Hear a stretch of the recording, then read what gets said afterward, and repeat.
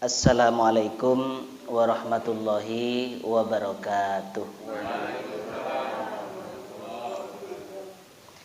Alhamdulillah wassalatu wassalamu ala Rasulillah wa ala alihi wa ashabihi wa mawala. Asyhadu an la ilaha illallah wahdahu la syarikalah wa asyhadu anna Muhammadan abduhu wa rasuluhu la nabiyya ba'dah, amma ba'du.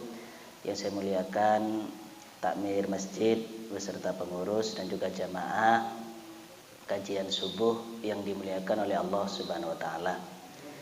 Kita meneruskan tentang kajian 70 dosa-dosa besar.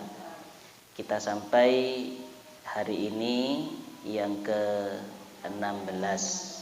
Baik, kita lanjut pada dosa-dosa besar. Yang ke-16 adalah imam atau pemimpin yang mendalimi bawahannya, masyarakatnya, warganya. Jadi pemimpin yang menipu atau mendolimi warganya, masyarakatnya, maka termasuk dosa-dosa besar. Oleh karenanya, kalau jadi pemimpin hati-hati. Kata Rasulullah, banyak orang sangat senang jadi pemimpin, padahal kelak akan menyesal pada hari kiamat kalau tidak amanah. Tapi kalau amanah justru derajatnya tinggi dan kelak dapat naungan khusus dari Allah bagi pemimpin yang adil. Yang nomor 17, al-kibru, gumede kata orang Jawa, yaitu sombong. Sombong itu bagaimana? Apakah sombong itu yang pakaiannya bagus, mobilnya mewah, rumahnya magrong-magrong, sawayombo, apa gitu? Tidak. Yang dinamakan sombong itu al-kibru batrul haqqi wa ghamtun nas. Sombong itu menolak kebenaran dan meremehkan orang lain. Jadi meremehkan orang lain itu namanya sombong. Oh, lek untuk aku ora kira ngono. Selalu menolak kebenaran. Angel kanda nane, keras kepala. Padahal kepalanya memang keras dari dulu.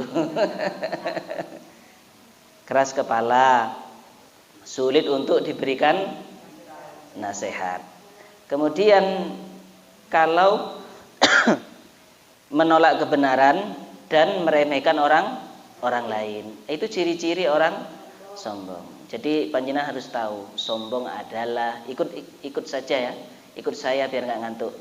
Sombong adalah kurang kompak. Sombong adalah menolak kebenaran dan meremehkan orang lain. Nah, itu sombong.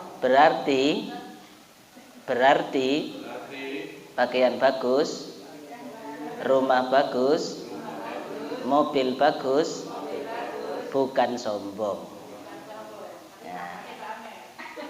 Nah, kecuali ya pamer pun nggak ada masalah. Kalau baju itu memang untuk dipamerkan memang. Kalau baju loh, kalau ibadah tidak boleh. Kalau zakat yang wajib itu sunnahnya dikasih tahu. Kalau sedekah sunnahnya disembunyikan. Kalau diperlukan maka juga bagus ditampakkan. 70 dosa-dosa besar. Yang ke-18 adalah kesaksian palsu. Saksi palsu. Misalkan ada seorang terlilit masalah atau kasus pidana, sengaja mendatangkan saksi dan saksinya disuruh berbohong alias saksi palsu. Anda saya bayar, saya sewa sekian, tolong nanti beri kesaksian yang seperti ini sesuai dengan yang saya inginkan. Nah, orang yang punya kesaksian palsu maka itu termasuk dosa besar. Itu yang ke-18. Selanjutnya yang ke-19, minum khamr. Dulure khamr termasuk narkoba. nggih. Bahkan di lapas itu lebih dari 50% itu narkoba, narkode titik barane. Kasus narkode niku titik. Sing kathah narkoba, pil koplo, pil kucluk dan lain-lain itu banyak kasusnya seperti itu. Jadi homer dan sejenisnya. Selanjutnya yang ke-20. Yang ke-20 dari 70 dosa-dosa besar adalah berjudi. Hati-hati nggih, berjudi. Alhamdulillah Ustaz, saya tidak berjudi. Saya hanya titip beli. Itu sama nggih. Yang titip itu juga berdosa. Yang dititipi juga berdosa. Apalagi yang jual, apalagi yang bandar. Jadi berjudi itu dihindari. Dalam bentuk apapun harus dihindari. Termasuk biasanya, mohon maaf ini perlu saya sampaikan, biasanya undian. Undian itu juga haram kalau hadiahnya diambilkan dari iuran peserta. Itu tidak boleh. Ini perhatikan, penting. Misalkan saya mengadakan lomba. Barang siapa mengikuti lomba ini, maka silakan mendaftar. Nanti yang menang dapat hadiah. Nah, kalau hadiahnya diambil dari peserta, maka hukumnya sama kayak judi. Maka supaya aman, hadiahnya mintakan pada para donatur atau ambilkan dari kas yang lain, itu boleh. Jadi hati-hati ketika Agustus, boleh ngasih hadiah tapi jangan dari iuran peserta. Jangan dari iuran peserta, tapi ambilkan dari hadiah yang lain, itu boleh. Tapi kalau hadiahnya dari peserta kan sama dengan main itu kan ya. Orang main itu kan sama-sama iuran, kemudian dipilih siapa yang nanti beruntung, yaitu yang dapat. Nah, ternyata lomba juga demikian. Kalau hadiahnya diambil dari iurannya peserta, maka ada yang menggolongkan juga sebagai judi. Maka kalau mengadakan lomba, hati-hati, silahkan bagus, tapi hadiahnya jangan diambil dari iuran, tapi ambilkan dari yang lain. Selanjutnya yang ke-21, menuduh orang berbuat serong atau berbuat zina, padahal wanita baik-baik, cuman kebetulan kerjanya malam, kemudian tetangganya usil, kemudian kepo, bahasa sekarang nyinyir, itu kok keluar malam terus ya. Jangan-jangan lah, hati-hati. Orang yang suka jangan-jangan menuduh orang berbuat zina atau menuduh orang serong, maka termasuk dosa besar. Itu perempuan keluar malam itu ngapain, paling begini. Nah, itu dosa besar. Jangan menuduh sembarangan. Yang ke-22, al-ghululu minal ghanimah, yaitu berlebihan atau menipu di dalam harta rampasan. Menipu di dalam harta rampasan. Tapi sekarang nggak ada harta rampasan, gitu. Nggak ada harta rampasan. Harta rampasan itu habis perang, musuhnya kalah, otomatis meninggalkan harta. Nah, barang siapa yang berlebihan di dalam harta rampasan atau menipu, maka termasuk dosa besar. Selanjutnya nomor keliwatan para hadirin. Nomor 23, as-sirqatu, nyolong. Mencuri. Mencuri ini termasuk dosa besar. Selanjutnya yang ke-24, qat'ut thoriq, merampok. Lho niki usum sekarang. Nggih. Jambret. Istilahnya jambret, ada begal, ada rampok dan lain-lain. Ini termasuk dosa besar dan susah ini minta maafnya. Jadi selain bertobat kepada Allah, minta maaf kepada orang yang dirampok atau dijambret, kemudian mengembalikan harta yang diambil, maka ini termasuk dosa besar. Mugi-mugi sak petung turun ditebeaken saking rampok, jambret begal, copet, napa malih dan lain-lainnya. Model. Nggih. Yang ke-25, sumpah palsu. Nah, ini hati-hati. Yang ke-25, sumpah palsu. Hati-hati. Selanjutnya yang ke-26, zalim. Misalkan mengambil hak orang lain dengan apa ya? Tidak dengan hak.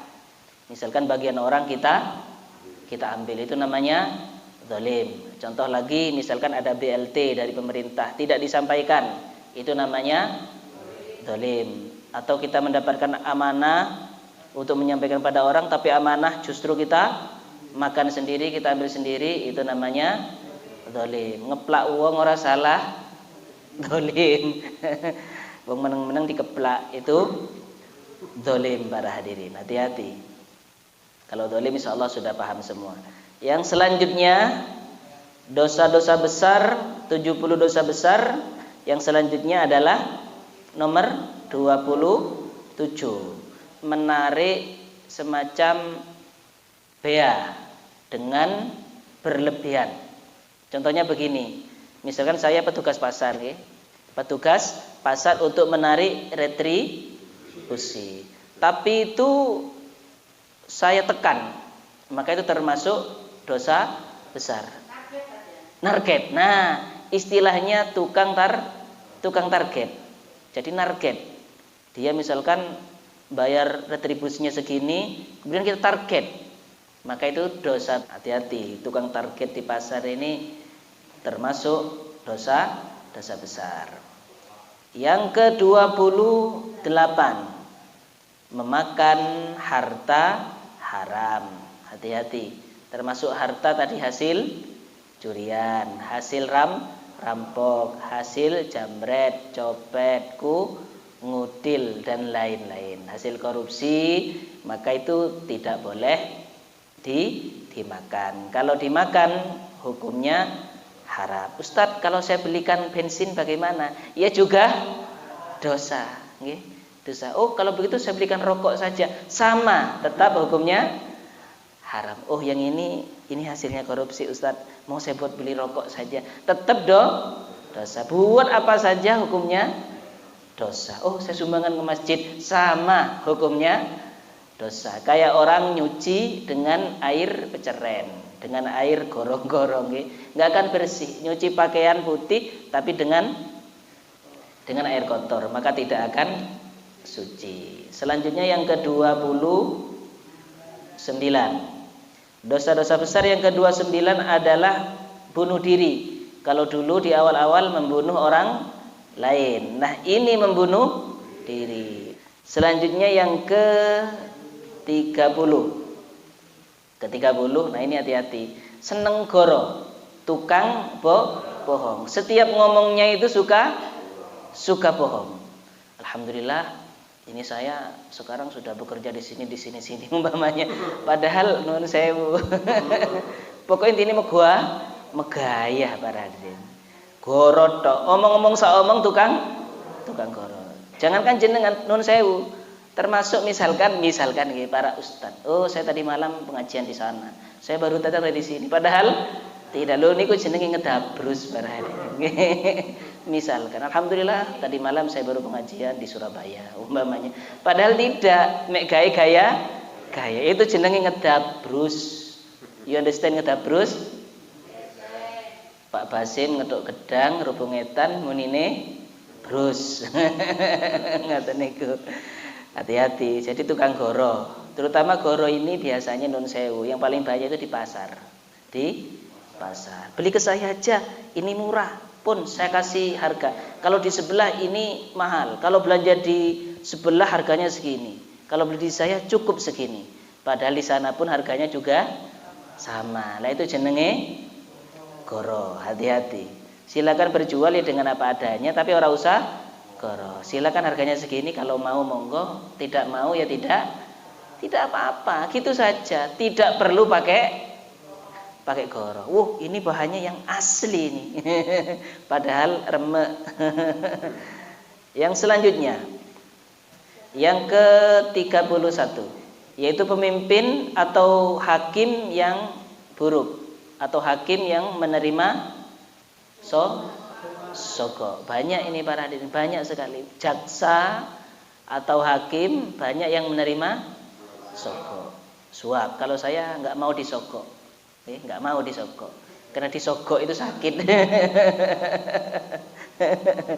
Jadi hakim atau jaksa yang menerima sogok itu, maaf, hukumnya dosa besar. Intinya hakim atau jaksa yang tidak amanah maka masuk dosa besar. Yang ke-32, menyogok. Nah, hukumnya dosa. Menyogok itu bagaimana? Riswa itu memuluskan usaha kita supaya kita mendapat apa yang kita maksud dengan mendolimi orang lain. Itu namanya nyogok. Tolong kasus saya ini ditutup, maka sampai saya kasih uang segini. Itu namanya nyogok atau nyuap. Selanjutnya tinggal 2 lagi. Yang ke-33, laki-laki menyerupai wanita dan wanita menyerupai laki-laki. Jadi keluar dari kodrat. Misalkan laki-laki menyerupai perempuan. Memang dia itu ingin merubah dirinya. Yang laki-laki ingin jadi perempuan, yang perempuan ingin jadi laki-laki. Nah, ini termasuk dosa besar. Yang ke-34 adalah laki-laki yang tidak cemburu dengan istrinya. Pokoknya istrinya tidak punya suaminya tidak punya cemburu kepada istrinya. Istrinya mau ngapain aja dibiarkan. Ini termasuk laki-laki yang dosa besar. Kenapa? Karena sengaja membiarkan istrinya. Pojare. Engko aku ya dibentak misalnya. Engko tak elingno aku ya disentak. Maka suami harus mengingatkan, jangan sampai suami itu tidak cemburu. Tapi kalau perempuan ya boleh cemburu, tapi ojo nemana-mana. Enak banget nang lanang iki, Pak nggih. Lek wong wedok gak oleh cemburuan nemen, tapi lek laki-laki rodok oleh, bahkan wajib. Kalau enggak cemburu dosa besar. Tapi ojo kebangetan. Wong bojone nang jeding ae digoleki. Itu namanya Nandi kok gak ono tibake dekem ning jeding digoleki barang ini. Ya boleh, tapi jangan terlalu over. Maksudnya ini membiarkan istrinya, dibiarkan ngoten lagi. Tapi bukan ibu-ibu di sini nggih. Ini loh daerah SMP 5. Kemudian naik len AJG, turun di Pasar Bunul. Kemudian naik becak, turun deket di Jalan Hamid Rusdi. Kemudian belok kiri dikit. Nah, itu jamaah masjid. Jadi laki-laki harus besar cemburu, tapi bukan cemburu buta. Ngoten lho. Nggih. Kula belani Bu jenengan, lek cemburu buta itu laki-laki juga salah. Intinya maksudnya misalkan istrinya pergaulannya bebas. Nah, ini laki-laki harus cemburu. Untuk pagi hari ini yang terakhir, yang ke-35 adalah laki-laki yang sengaja menikahi mantan istri orang supaya istri orang itu bisa kembali pada suami. Ceritanya begini, wanita itu kalau sudah ditalak 3 kali maka tidak bisa kembali, kecuali nikah dengan orang lain. Nikah dengan orang lain. Misalkan Pak Sinten jenengan kula lali. Pak Cucu misalkan mencerai istrinya. Berapa kali? 3 kali, sudah 3 kali dicerai. Berarti Bu Cucu tidak boleh kembali pada Pak Cucu, nggak boleh. Harus cari Pak Cucu yang lain. Nggih. Kalau Pak Cucu sudah mentalak 3 kali, maka tidak boleh balik lagi. Berarti Bu Cucu harus menikah dengan Pak Cocok. Dan Pak Cocok menikahi Bu Cucu ini benar-benar menikahi. Tapi kalau menikahi hanya niat, oh tak rapi dulu, mari ngono tak cerai, supaya dia nanti bisa kembali lagi, maka menurut kitab ini itu termasuk dosa besar. Meskipun nanti dia memang bisa kembali secara fikih, istrinya bisa kembali karena dia sudah dinikahi dengan Pak Cocok, ya nikah suami istri resmi. Kemudian dicerai, setelah habis iddah bisa kembali sama Pak Cucu, Pak Cocok ditinggal. Nah, Pak Cocok ini mendapat dosa. Kenapa? Karena dengan sengaja atau merekayasa hukum. Oleh karenanya ini bagi bapak-bapak hati-hati, jangan syukur ngomong, hati-hati. Kalau marah mendingan meneng sik diomeli, tutup kuping pun.